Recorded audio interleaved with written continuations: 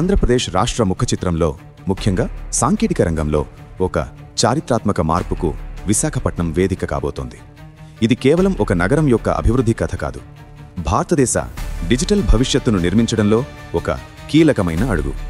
ప్రపంచ టెక్ దిగ్గజం గూగుల్ దాని అనుబంధ సంస్థ రైడెన్ ఇన్ఫోటెక్ ప్రైవేట్ లిమిటెడ్ ద్వారా విశాఖలో 87,520 కోట్ల రూపాయలు అంటే $10 బిలియన్ల పైగా భారీ పెట్టుబడితో డేటా సెంటర్ క్లస్టర్ను స్థాపించబోతోంది.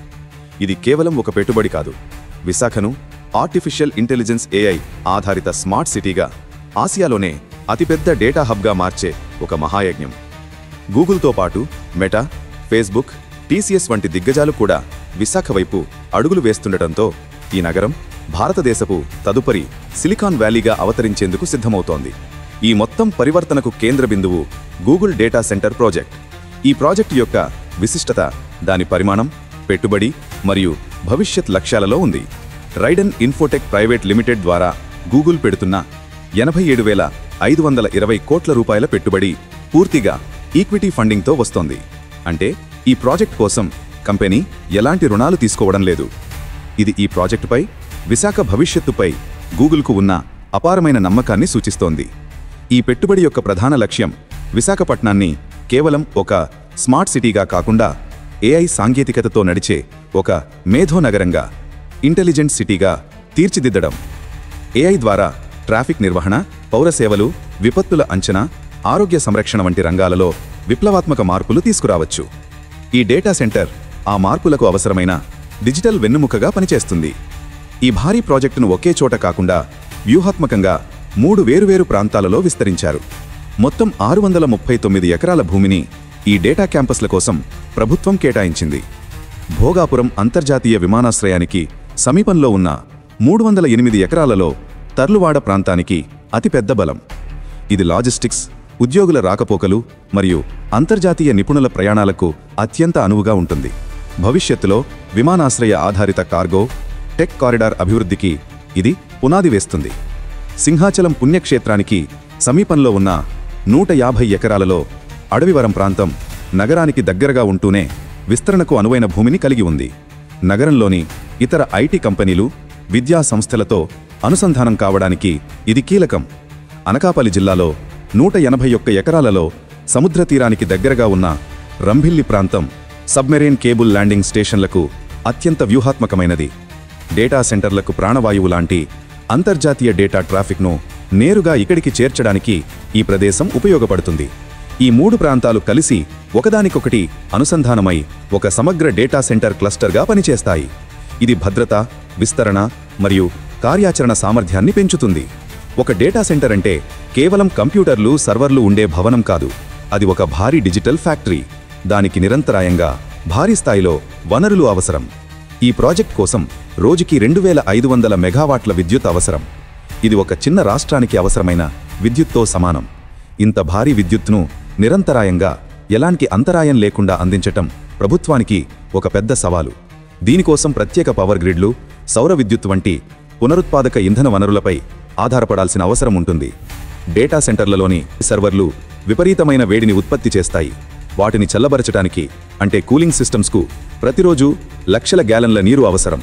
ఈ నీటి అవసరాలను తీర్చడానికి సముద్రపు నీటిని శుద్ధి చేసే డీశాలినేషన్ ప్లాంట్లు లేదా వాటర్ రీసైక్లింగ్ టెక్నాలజీలను వాడాల్సి ఉంటుంది. సముద్ర గర్భంలో వేసే ఆప్టికల్ ఫైబర్ కేబుల్స్ అంటే సబ్మెరైన్ కేబుల్స్ ప్రపంచ ఇంటర్నెట్కు ఆధారం. విశాఖను గ్లోబల్ డేటా హబ్గా మార్చాలంటే ప్రపంచంలోని ఇతర డేటా కేంద్రాలతో అత్యంత వేగంగా అనుసంధానం కావాలి. దీనికోసం కొత్త సబ్మెరైన్ కేబుల్ లైన్లను విశాఖ తీరానికి తీసుకురావాల్సి ఉంటుంది. ఈ ప్రాజెక్టు విజయవంతం కావడం అనేది ఈ మౌలిక వసతులను ఎంత సమర్థవంతంగా సమకూరుస్తారో అనే దానిపైనే ఆధారపడి ఉంటుంది. గూగుల్ అడుగుజాడల్లో ఇతర టెక్ దిగ్గజాలు కూడా విశాఖను తమ తదుపరి గమ్యస్థానంగా ఎంచుకుంటున్నాయి. ఇది ఒక ఆరోగ్యకరమైన టెక్ పర్యావరణం, టెక్ ఈకోసిస్టమ్ ఏర్పడడానికి దోహదం చేస్తుంది. ఫేస్బుక్ మాతృసంస్థ మెటా ప్రపంచంలోనే అతి పొడవైన సబ్మరైన్ కేబుల్ ప్రాజెక్టులలో ఒకటైన వాటర్ వర్త్ కోసం విశాఖను ల్యాండింగ్ సైట్గా ఎంపిక చేసింది. దాదాపు 50,000 కిలోమీటర్ల పొడవైన ఈ కేబుల్ ఆసియా, ఆఫ్రికా, ఉత్తర మరియు దక్షిణ అమెరికా ఖండాలను కలుపుతుంది. దీనివల్ల విశాఖ భారతదేశానికి ఒక కీలకమైన డేటా గేట్వేగా మారుతుంది. ఇది డేటా వేగాన్ని పెంచడమే కాకుండా ఇంటర్నెట్ సేవలను మరింత చౌకగా, నమ్మకంగా మార్చడానికి సహాయపడుతుంది.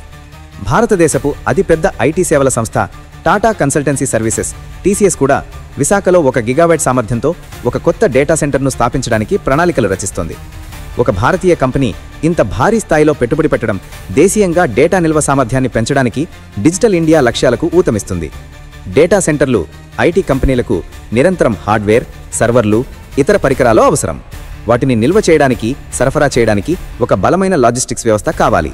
TVS industrial and logistics park 17 ఎకరాలలో 250 కోట్ల రూపాయలతో నిర్మించ తలపెట్టిన గ్రేడ్ ఏ లాజిస్టిక్స్ పార్క్ ఈ అవసరాన్ని తీరుస్తుంది. ఈ 3 ప్రాజెక్టులు గూగుల్ డేటా సెంటర్కు అనుబంధంగా పనిచేస్తూ విశాఖను ఒక స్వయం సమృద్ధ టెక్ హబ్గా మారుస్తాయి. ఇంత భారీ పెట్టుబడులు వాటంతటా అవే రావు. వాటిని ఆకర్షించడానికి అవసరమైన అనుమతులు, మౌలిక వసతులు కల్పించడానికి బలమైన రాజకీయ సంకల్పం, స్పష్టమైన దార్శనికత అవసరం.